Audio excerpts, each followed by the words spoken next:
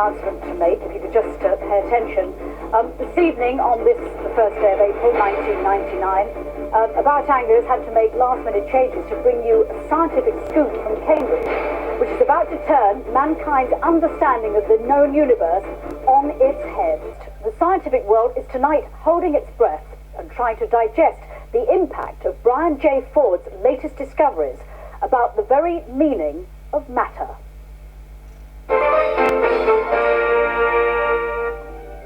Everyone has heard of black holes. They are the ultimate fate of all matter. It becomes so dense that it contracts into an invisible blob. A sand grain made of this material would weigh more than 106,000 elephants carved from solid granite. But now, scientists are recognizing a far more important fact of life. Not black holes, but white holes. It has now been discovered that solid objects, planets, rocks, cars, wombats, don't matter as much as the space in between them. Worlds can collide like cars on the A14 if the space between them is not maintained at all times. This amazing new theory means that matter only exists as the space between the holes. For years we've known of physical matter and antimatter, and now we're faced with a new concept of doesn't matter. From ancient times to the present day, we have celebrated the existence of holes. A net is only a bundle of holes tied together with string. Lace workers from ancient times used complex programs to link delicate arrays of holes together with silk, creating fractal patterns. Fractals are only now being studied by science. In the modern world, a lot of manufacturers are already packaging holes. This little chocolate product is really almost all holes when you get down to it. Here they are packaged in a carbohydrate matrix. This is the more traditional pasta. There are reconstituted potato holes here, and of course a traditional form of holes packaged within cheese. These little candies are really holes, and when you get down to it, even these little chocolate goodies are almost entirely holes inside. Now, schools are already teaching the law of conservation of whole, which states this, that under standard conditions of temperature and pressure, the volume of a given hole always remains constant. Now, we can actually demonstrate this in practical terms. Here are 273.5 milliliters of special scientific calibration fluid. And here is a hole whose aperture, whose volume is exactly 273.5 milliliters. Now, if the fluid is poured carefully into the hole, it's entirely occluded. The hole is no more, but it still exists. It's back here in the original flask and is exactly 273.5 milliliters, thereby proving that the volume of the hole is always exactly conserved. There's one far more everyday example of the importance of holes. I refer, of course, to roads. Now, when a road like this is being laid, the rollers are covered with a sprinkled layer of water, which is actually a solution of holes. When the water evaporates, the holes are left behind. And that's why it is that every new road is covered with a layer of tiny holes. Well, of course, this is an example of a little-used road, and here we see a fascinating phenomenon. The tiny initial holes run together like droplets on a misted window and coagulate to form what we in science know as a pothole. Now, this is a specimen of a worn car tyre. We used to think that as the car tyre begins to get smooth like this, that rubber was wearing off.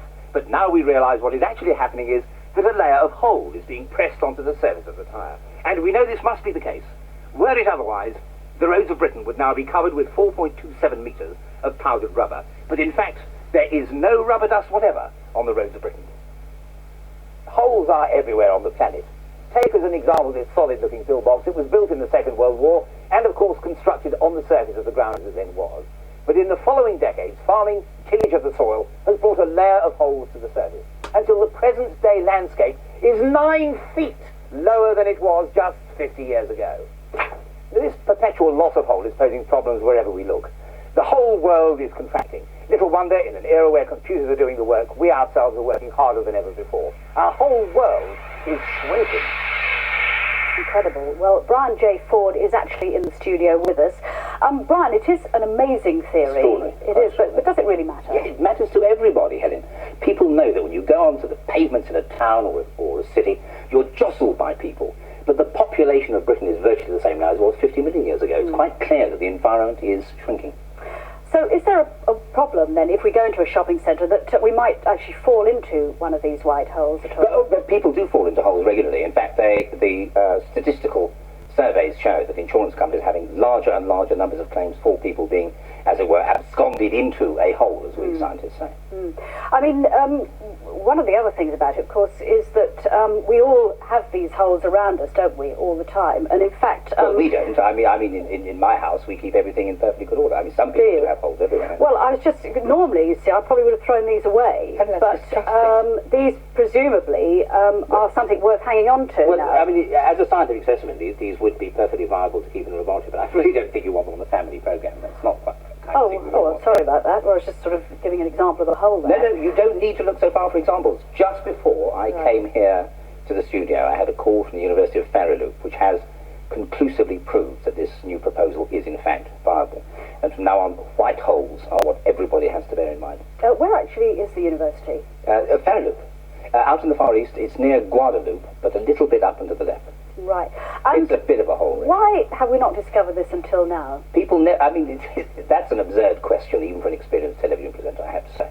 Things like survival of the fittest, gravity, until somebody had been wise enough to point out these ineffably complicated relationships in science, people never had seen them. But once the idea was out there in the open, it was perfectly simple and clear for everybody to see.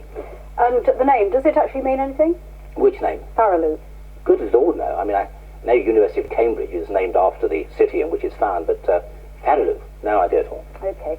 Well, I'm sorry that you thought that I was a rather stupid interviewer there, because you've done that. I'm just going to throw this water over your head. No, but you'll displace the hole entirely if you do a stupid thing like that. Well, I'm sorry. I just, I sit here. I do the best I can with the job. Oh, yes. But thank you very much indeed, and good luck. I hope you fall down a hole.